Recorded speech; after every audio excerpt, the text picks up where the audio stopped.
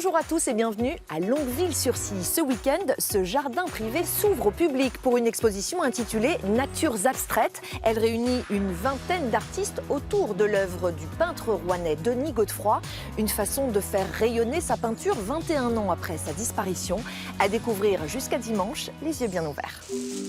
Les toiles explosives de Denis Godefroy sortent de l'ombre.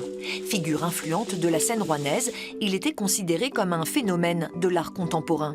Décédé en 1997, il laisse une œuvre forte et atypique. Denis Godefroy avait une conception de l'art qui est échappée au marché de l'art. Il y en a qui disent qu'il est proche de la tradition des paysagistes abstraits, non figuratifs, comme Turner par exemple, certains tableaux Turner ou Whistler. D'autres disent qu'il est plutôt dans l'expressionnisme abstrait. Enfin bref, il n'est pas classable. Les peintures de Denis Godefroy sont exposées dans les anciennes granges et écuries du domaine, aux côtés des œuvres de son père Pierre et d'une vingtaine de ses élèves. Car l'artiste était un passeur. Il défendait dans ses ateliers une certaine notion de liberté et de rigueur. Il y avait une exigence, oui, énorme. Lui, il l'était avec lui-même, mais avec les élèves aussi, et c'est ce qu'on venait chercher aussi. Même encore aujourd'hui, j'ai des petites phrases comme ça qu'il disait et son enseignement sur 5 ans qui me servent dans ma pratique actuelle. C'est la première exposition dédiée au peintre depuis 2004. Elle se déroule dans un lieu aussi décalé que lui, loin des cimaises des musées. Les propriétaires organisent ici 2 expositions et une douzaine de concerts par an. Nous profitons avec les gens qui viennent visiter, avec qui on peut discuter, échanger. C'est un pur moment de partage et de bonheur, il faut bien le dire. C'est un moment où on est hors du temps, pendant la durée d'une exposition ou d'une soirée-concert. On est ailleurs, on est sur un nuage et ce partage avec les artistes est vraiment quelque chose d'extraordinaire. Ce week-end, il y aura donc de l'art en ce jardin. 2 concerts sont également prévus. L'entrée est gratuite et ouverte à tous.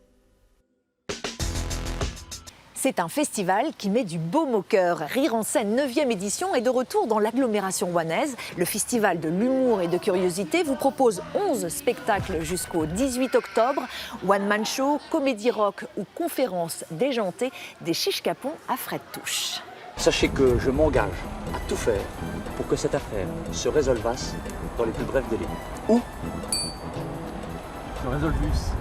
Se résolvum? Non. Se résolvos? Non. Se résolvance? Se résolvas? Se résolvis. Are you graphing? La question se pose cette année encore dans le centre-ville du Havre. Une quarantaine d'artistes investit le paysage urbain et propose un parcours jalonné de street art et de graphes. Ils posent un regard neuf sur la cité océane et c'est à contempler jusqu'au 10 novembre.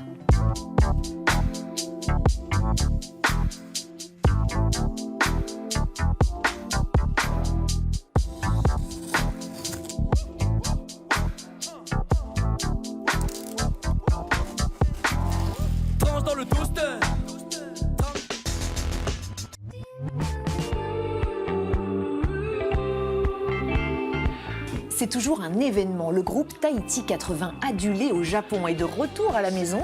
Les Normands joueront ce soir au 106. Ils dévoileront les titres de leur dernier album, The Sunshine Beat Volume 1. À l'issue du concert, vous pourrez d'ailleurs vous procurer cet album 15 jours avant sa sortie officielle.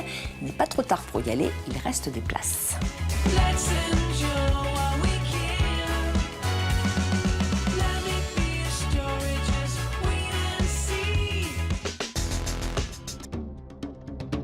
Si vous avez envie de grands espaces et de rivages lointains, rendez-vous ce week-end à Saint-Valery-en-Caux. Le Festival de l'image vous embarque pour un tour du monde, 15 films et 13 expositions à découvrir dans 6 lieux différents.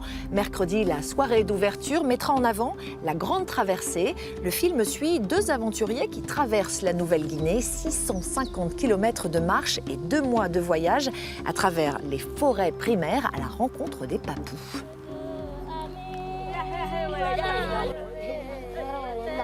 Le four traditionnel, en feuilles de bananier, rempli de roches brûlantes, permet de cuire les aliments à l'étouffer. C'est une technique très utilisée chez les papous.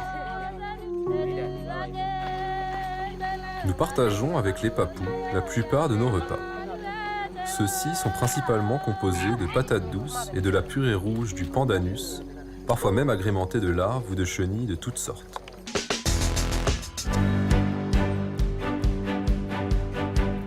Il fera beau demain soir, un temps à aller écouter du rock in the barn. Le festival accueille 11 groupes à la ferme de Billonval au Vexin-sur-Epte.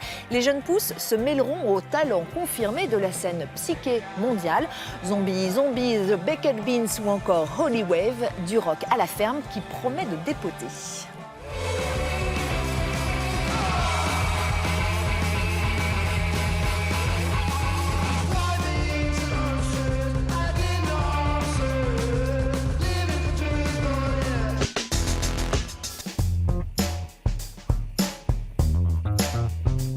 Pour finir, sachez que le festival Normandie Bulle aura lieu demain et dimanche à Darnétal. C'est le rendez-vous incontournable des amateurs de bande dessinée.